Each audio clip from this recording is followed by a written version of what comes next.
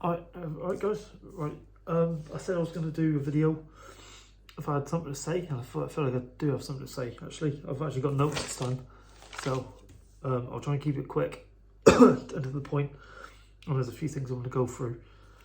At the moment, all my sources that I watch on YouTube and any other place I can find, like with Money Week, I'm seeing a very consistent narrative. You probably hear that word a lot when you watch all the videos I watch. They always talk about the narrative. So what I'm going to do today, I'm going to go through what crypto assets I own and the current value of each, well, the current value of all of them put together, because there is quite a few. And then I'm quickly going to cover comparisons to the subprime mortgage crisis from 2008 with the crash now. People like Michael Saylor and Raoul Pal, who I watch and have been watching for years now. I'll talk about them for a bit. Borrowing and using leverage to own crypto. I'll explain what I do or don't do. Earning interest on your crypto, the bonus systems that are around, the long-term outlook. You obviously know, if you've watched my videos, you obviously know my long-term outlook, but I'll cover it for the people that haven't watched any of my videos. And then basically, should you buy more crypto? Again, that's down to you. I'm not a financial advisor. This is just what I do. This is what I do with my own money. And if you think I'm crazy for doing so, then you're entitled to your opinion, and I look forward to having an adult conversation about it if you think I'm wrong. Anyway, I'll try and get my videos under 7 minutes, so right, I better get yapping then. Alright, the crypto assets I currently own, I'll go through them quite quickly because there are quite a few of them. Ethereum is my #1 hold. Polygon, which is the coin's called Matic, Sandbox, Stellar Lumens, Bitcoin, Amp, Graph, Scale and Enzyme are all from Coinbase, and they're like little promotions that they offer. I didn't actually buy them. Bitcoin Cash, Algorand, Polkadot, Pax Dollar, I know a little bit of that. Avalanche is a new one that's been progressively going up over the last few years up to this point. Cardano, Solana, Uniswap and Litecoin. I hold my cryptos over 3 different exchanges and wallets, because as with anything, you're going to see the news, Coinbase has gone into bankruptcy or whatever. I'm not stupid enough to keep all my crypto all in one space, so I've divided all my crypto between BlockFi, Blockchain and Coinbase in varying amounts. And if anything, that's part of the reason why I own so many different cryptocurrencies, because each cryptocurrency are trying to achieve either the same thing and are competing against each other, or they're offering a different thing. They're like a layer 2 solution for a certain problem. And obviously I won't go into the technicalities of each one, because like I said, it will not be a short video and I'll be here all night. But if you put your head in the market, you hear about Cardano, Solana, are like the competition for Ethereum. So with that in mind, and looking at the prices of some of these cryptos, I'm like, okay, well, looking at the price of a Bitcoin coin and an Ethereum coin, long term, if any of these cheaper coins that are trying to achieve the same thing, and if they do a better job, then potentially they could go up to the same price as Ethereum now, or Bitcoin eventually. So if anything, I'm concentrating on the numbers of what I own rather than the value of it at the moment, because my long-term view is quite long. It's very long.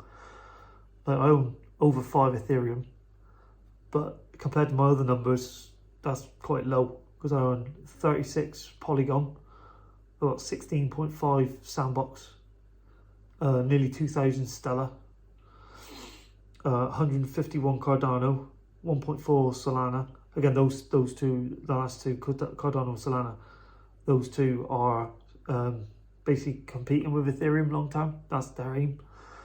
Again, they're a lot cheaper than Ethereum, and I'm just seeing what they get up to. I mean, and another thing as well, I'm earning interest on not all of these cryptos I own, but most of them, and the percentages range from 1%, I think is the worst one, straight up to 10%, which is Cardano, I've got 5% on my Avalanche, 8.5 on my Polkadot, because I'm Polkadot, 2.5% on my Algorand, and they all kind of range from there. So every month I'm getting Ethereum, a percentage of Ethereum, or a percentage of these cryptocurrencies for nothing.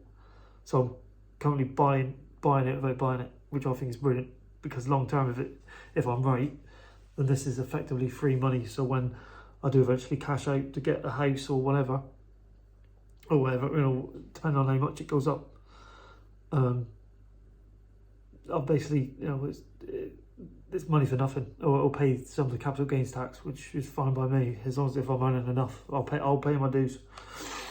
Right, the other stuff I wanted to quickly cover was comparisons to the subprime mortgage crisis. I mean, yeah, the crash has been pretty big. It's like 80% at the moment. A lot like with subprime mortgages back then. But those assets still exist now. Yeah, they're worthless, but they still exist and they still have a monetary value. I mean, and most of the people back then were buying houses they could not afford. But the crypto market is a little bit different. Like I said, I follow Michael Saylor from MicroStrategy, and Raoul Pal, who's another big crypto YouTube star, and they're obviously a lot more smarter than I am. But I said, at the moment, I mean, I know Michael Saylor bought some of his Bitcoin on a loan, but I don't recommend you do that. I mean, borrowing money or using leverage, like you buy stocks for leverage, I don't recommend you do that either. If you've got money to spend on this, just use your money that you can invest in. Don't use your savings. Don't use money that you need. Because if you're right, you're right. But if you're wrong, you don't want it to completely take down your entire life. I mean, don't be daft. And another good thing about the crypto space, other than earning interest, which I'm sure the regulators are going to be on to soon, but I'm constantly keeping my head to the ground for that. And I will, when the UK laws get clarified. I mean, there's a bit on the gov.uk website, but there's a link that doesn't work in it yet, so they're still figuring it out. But as soon as I know, I'll do something on the channel, so anybody that's considering it and worried about the regulations, I mean, I'm worried, but there's no information to be had yet. But once I get it, I'll pass it on, so then you're not going to get in trouble. Another good thing about cryptos, because it's still in the stage that it's at, there are plenty of bonus schemes or bonus systems on the exchanges, and I'll say if you trade X amount of a certain cryptocurrency, you'll get X. And obviously, I'll probably a bit like you lot. When the first time I saw that, I was like, yeah, behave. I'll trade it and I won't see anything. Well, the other week, I did it with Avalanche because I found out about it, and I got on. I started buying it, and then there was an Avalanche. I think it was on BlockFi. It was on BlockFi. I got Avalanche on there, and it said trade. I don't think it was a lot. I think it was like $200 of Avalanche. I mean, considering how much I've got in my crypto, $200 wasn't a lot. And at the time I thought, sod it, and I traded $400. And then, it must have been like 4 weeks later, because these things do have like a deadline. And then like a week after the deadline, I received like $400 in Avalanche. And I'm like, wait a minute. So basically, they equaled my stake.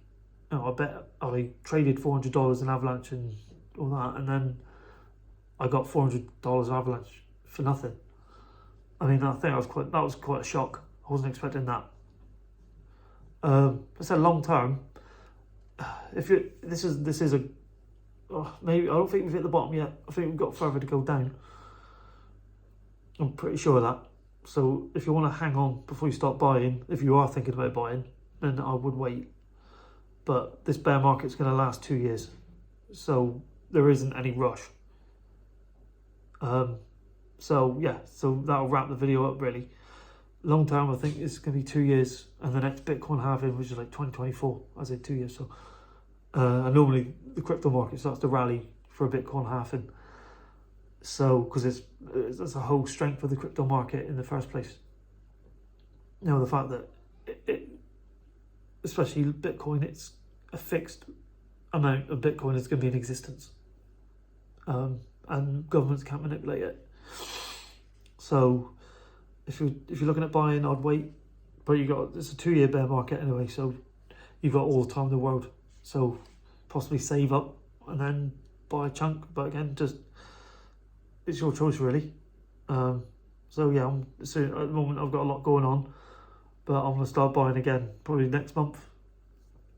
Just add to what I got, add to the current ones I already own, because I've got a pretty wide spread, as you can tell, of different layer 2 solutions, layer 3 solutions, and I'm just going to keep adding and keep getting interest. So hopefully when the market does eventually improve in 2 years, all the accumulation I've done over the next year, I'll probably make more money on that than I've done on any of this that I own already, by spending half the amount, or less, probably less than half the amount. I'll probably make more. But yeah, so I'm in for long term. Unless anything changes, or unless I hear anything new, I probably won't be posting another video for a while. But I felt like I wanted to cover all this lot so people could get a bit more information on what I actually own and what I do and what I suggest you do, because I don't want you betting your house on this, because nothing's worth losing your house over, even if it is the best opportunity in the world, or potentially the best opportunity in the world. I still won't bet your house on it. Okay, yeah, so that's it. Have a good weekend and bye.